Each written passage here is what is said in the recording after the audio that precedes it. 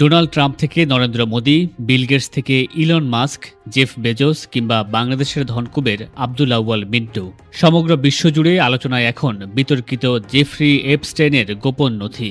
Epstein সম্পর্কিত ৩০ লাখ পৃষ্ঠার গোপন নথি, ১,৮০,০০০ ছবি এবং ২,০০০ ভিডিওতে ছড়িয়ে আছে বিশ্বখ্যাত রাজনীতিক, বিলিয়নিয়ার এমনকি রাজ পরিবারের সদস্যদের বিকৃত যৌনাচার, শিশু পাচার এবং বিকৃত অপরাধ কাণ্ডের সঙ্গে জড়িত থাকার প্রমাণ। এই বিশাল তথ্যের স্তূপে সবচেয়ে চাঞ্চল্যকর হল খসড়া অভিযোগপত্র, যা আগে কখনোই দাখিল করা হয়নি। সেখানে বলা হয়েছে ২০০১ থেকে ২০০৫ সালের মধ্যে এপস্টেইন ও তার ৩ জন সহযোগী মিলে ১৮ বছরের কম বয়সী মেয়েদের অর্থের বিনিময়ে অনৈতিক কাজে প্রলুব্ধ করতেন। তাদের কাজ ছিল মেয়েদের আমেরিকার পাম বিচের বিলাসবহুল বাড়িতে নিয়ে আসা এবং মাসাজ ও অন্যান্য অজুহাতে ক্ষমতাবানদের বেডরুমে পাঠানো। এপস্টেইন কেলেঙ্কারির এই নতুন অধ্যায়ে বিশ্ব নেতাদের অনেকের নাম উঠে এসেছে। সবচেয়ে বড় চমক হিসেবে ট্রাম্পের নাম এসেছে কয়েক শতবার। ৯০-এর দশক এবং ২০০০ সালের পরে বিভিন্ন সামাজিক অনুষ্ঠানে এপস্টেইনের সঙ্গে একাধিক ছবিতে ডোনাল্ড ট্রাম্পকে দেখা গেছে। যদিও ট্রাম্প বলেছেন এইসব মামলার বিষয় প্রকাশ্যে আসার অনেক আগেই তিনি জেফ্রির সঙ্গে সম্পর্ক ছিন্ন করেছেন। নথিতে এফবিআই এর তৈরি করা একটি তালিকাতে ট্রাম্পের বিরুদ্ধে যৌন নিপীড়নের অভিযোগের তথ্য ছিল। তবে আমেরিকার বিচার বিভাগ দাবি করেছে এইসব অভিযোগ ভিত্তিহীন ও মিথ্যা।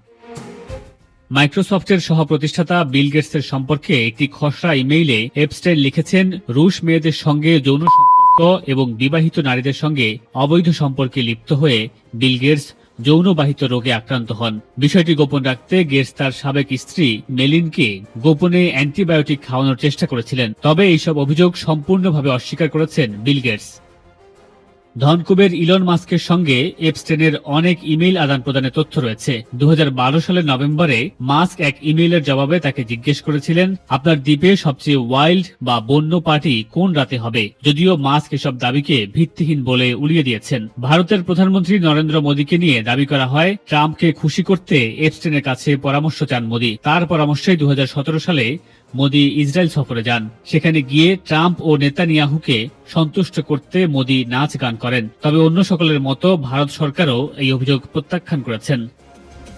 বাংলাদেশিদের মধ্যে এই তালিকায় নাম আছে বিএনপি নেতা আব্দুল আউয়াল মিন্টুর। জেফ্রি এপস্টেইনের শিশু পাচার চক্রের সঙ্গে মার্কিন রাজনীতিবিদ বিল রিচার্ডসনের জড়িত থাকার অভিযোগ রয়েছে। এদিকে অভিযোগ আছে রিচার্ডসনের নির্বাচনী ক্যাম্পেইনে $৫,০০০ অনুদান দিয়েছিলেন আব্দুল আউয়াল মিন্টু। তবে এপস্টেইনের সাথে আব্দুল আউয়াল মিন্টুর সরাসরি যোগাযোগের কোনো তথ্য পাওয়া যায়নি। নথিতে দেখা যায় বাংলাদেশের আন্তর্জাতিক স্বাস্থ্য গবেষণা প্রতিষ্ঠান ICDDRB কে নিয়ে এপস্টেইন বেশ আগ্রহী ছিলেন। এছাড়া Bill Clinton, Hillary Clinton, George Bush, new ইয়র্কের মেয়র জোহরান মামদানির মা মীরা নায়ার সহ আরো অনেকের নাম আছে এই তালিকায়। তবে এখন পর্যন্ত নাম আসেনি ভ্লাদিমির পুতিন, শি জিনপিং কিংবা কিম জন উনের।